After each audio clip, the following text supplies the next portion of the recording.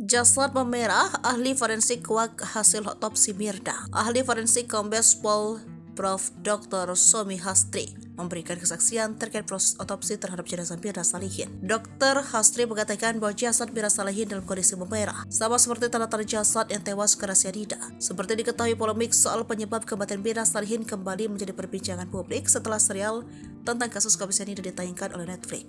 Sejumlah saksi dalam kasus itu kembali buka suara melalui podcast yang tayang di YouTube. Fakta yang mereka sampaikan pun masih seperti saat persidangan 7 tahun lalu.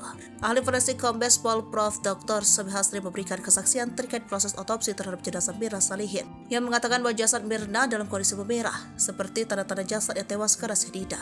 Melansir dari Grid, Dr. Hastri mengatakan bahwa jasad Mirna Salihin dalam kondisi memerah, sama seperti tanda-tanda jasad yang tewas karena cyanida. Keadaan jenazah sudah diawetkan, terus kita ambil kesimpulan bersama tetap dibuka, terus ambil beberapa organ yang bisa diperiksa, siapa tahu ketemu suatu zat penyebab kematian, kata dokter.